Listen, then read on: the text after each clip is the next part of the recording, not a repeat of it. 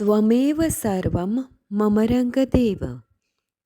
દત્ત ભાગવતનું બિરુદ પામેલ શ્રી રંગ અવધૂત શ્રી વિરચિત શ્રી ગુરુલીલામૃત ગ્રંથ આવાગમનના ફેરામાંથી મુક્ત કરાવે છે. જાણે બ્રહ્મરસાસ્વાદે ભર્યો નર્યો ગ્રંથ સાધ્યંત.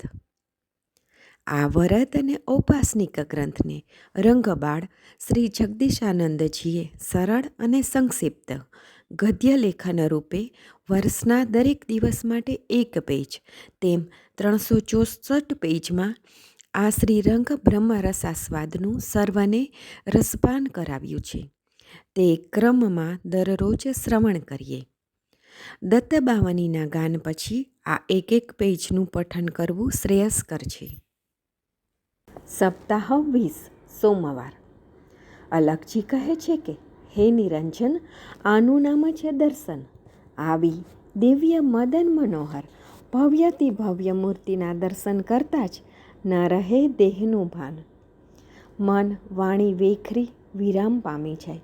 બસ એના નયનમાં નયન મિલાવી એને જ જોયા કરીએ અને એના દીપ્યમાન મુખારવિંદના એની કાળી ભમરિયાળી ભ્રમરમાં એના દિવ્ય ચક્ષુથી થતા પ્રેમ કટાક્ષો, તેજપુંજ શરીર, શંખાકૃતિ જેવો કંઠ, વિશાળ વક્ષસ્થળ, પર્ણાકૃતિવાળું પેટ, મણિના તેજથી પણ અતિ દિવ્ય સોહામણી તેની નાભી, વ્રજાંકુશ ધ્વજ પદ્મથી અંકિત થયેલા એના શ્રીચરણો, અત્યાદભૂત છબી નિહાળતા નિહાળતા ચિતડું બીજે ક્યાંય ઠરતું નથી.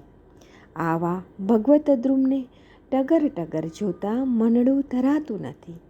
તેના રૂપમાં યદુ એવો મોહિત થઈ ગયો કે મન ત્યાંથી ક્યાંય ખસતું નથી. જેમ મધમાખી મધપુડામાં એવી ચોંટી જાય છે કે તેના મધુરામૃતનું પાન કરતાં કરતાં તે તેનામાં જ તદ્રુપ થઈ જાય છે.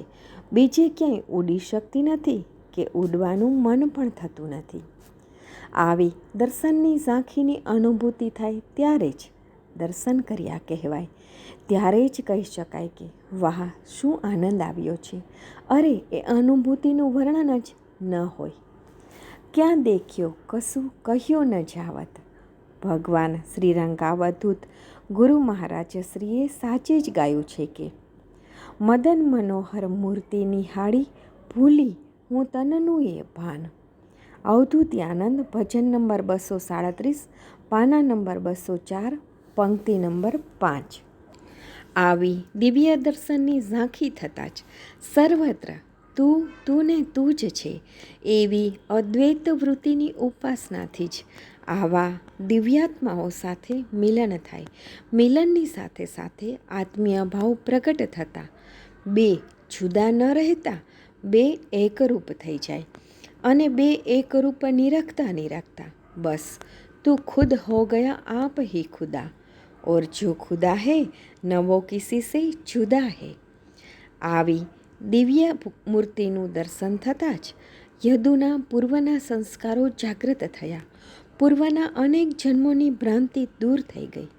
તેની જિજ્ઞાસાવૃત્તિને કારણે વળી પાછી યદુ અવધૂત દત્ત સાથે શંકા કુશંકા ને અજ્ઞાનને દૂર કરીને સાચું આત્મસુખ પ્રાપ્ત કરવા વાર્તાલાપ કરવા લાગ્યા. આવા દિવ્યજનોના સંગથી જ્ઞાનગોષ્ઠી દ્વારા અજ્ઞાનને દૂર કરી નિરહંકારી બનીને આ ભવના ચક્રમાંથી છૂટી મોક્ષના મહાપદની પ્રાપ્તિ માટે જ જ્ઞાનગોષ્ઠી, કથા કીર્તન, હરિગુણગાનની, લીલામૃતની, શ્રવણ ભક્તિને નવધા ભક્તિમાં પ્રથમ સ્થાન મળ્યું છે. યદુ શ્રી દત્તને જોતા કેટલાક પ્રશ્નો પૂછતા ભાવ સમાધિમાં આવી પલભર પોતાનું સ્વ ભૂલી જતો ઘડીકમાં જાગૃત ભાવમાં આવતા ફરીથી શ્રી દત્તને કાલાવાલા કરવા લાગ્યો કે હે પ્રભુ, તું સર્વ ઉદાસીન રહી, અસંગે રહી, તારા દેહ કે જીવનની પણ પરવા કર્યા વિના, કીર્તિ અપકીર્તિની ચિંતા કર્યા વિના તું જગતમાં કેવી રીતે સંગમાં હોવા છતાંય અસંગી થઈને જીવે છે? તને મોહશોક ક્યારેય નડતો નથી? આખા જગતમાં લોકો વિષયાનંદે મસ્ત થઈને તારું મારું સારું નરસું સુખ દુઃખ પાપ પુણ્ય ઊંચ નીચ જેવા દ્વૈતના કારણે સચરાચર આખું જગત સુખ દુઃખને દુઃખમાં જ સડે છે. જ્યારે સદા બહાર સદા નિર્મળ સ્મિત વેરતો મોહ શોક ત્યજી તું કેવી રીતે આનંદમાં રહે છે તેનો ભેદ સમજાતો નથી.